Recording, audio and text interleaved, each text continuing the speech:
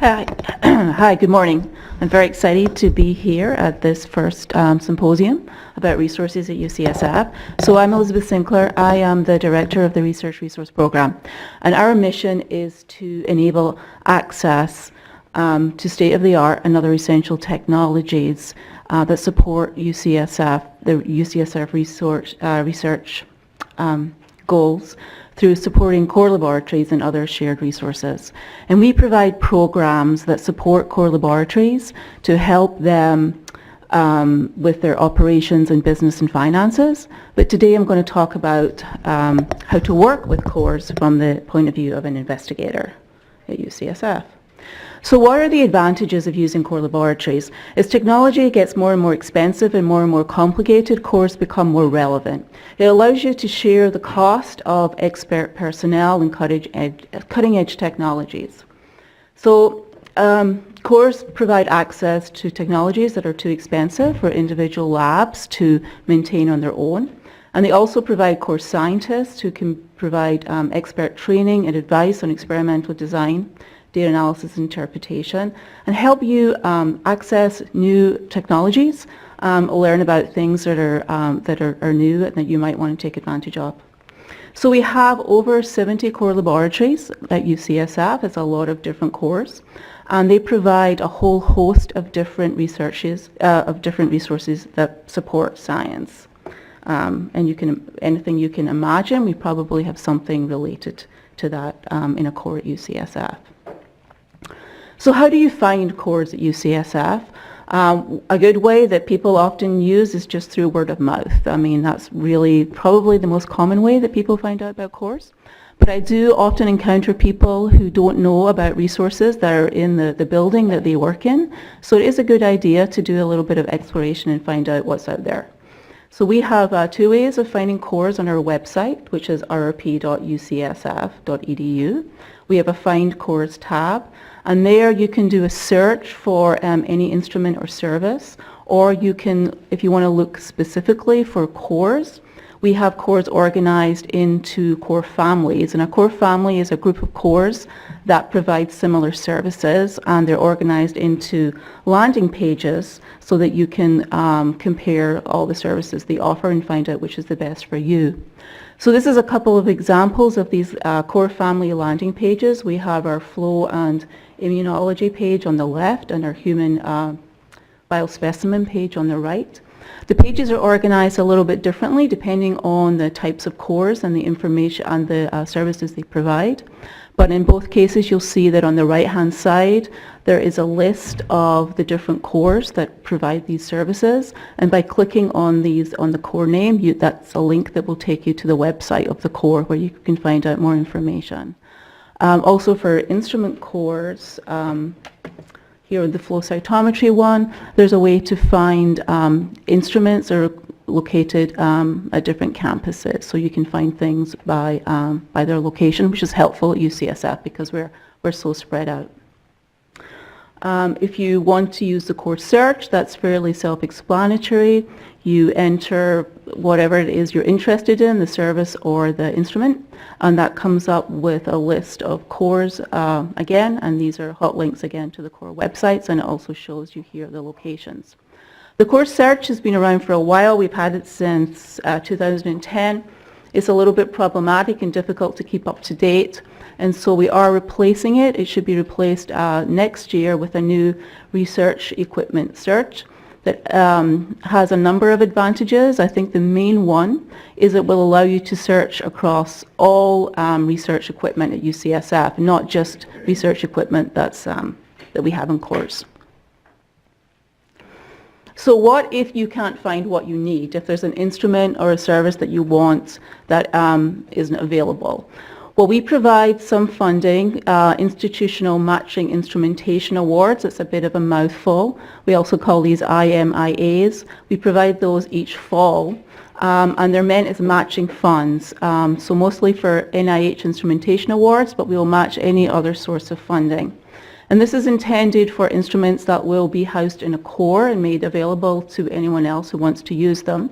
And so you need to find a core to work with to obtain instrumentation this way, and we can help you with that help you find a core to work with if you can't find one yourself.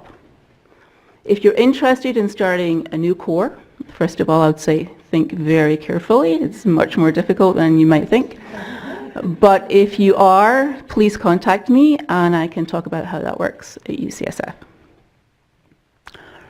So once you've found the core you want to work with, how do you access the services? So the best thing to do is just contact the core directly and find out about their access policies and their training and their costs.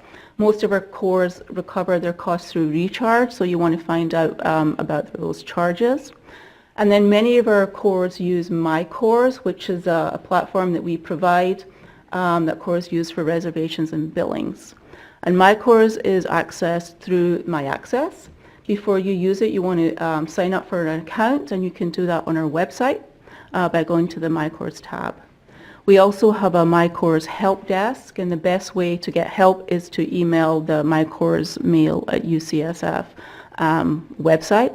And there also is a phone number on our website if you need more immediate help. One thing to note is that MyCores will be going away towards the end of next year. It's going to be replaced by a new system called iLab. It's not that we don't like MyCores, but MyCores has been purchased by iLab, so we're going to upgrade to that new system. So when to contact the core if you want to work with a core? Well, you can contact them anytime, of course, but to get the most value and the most benefit, it's best to contact the core before you write your grant, because cores can really help with the grant application process. They can provide advice on the latest technology applications. You probably have a good idea of what it is you want to do.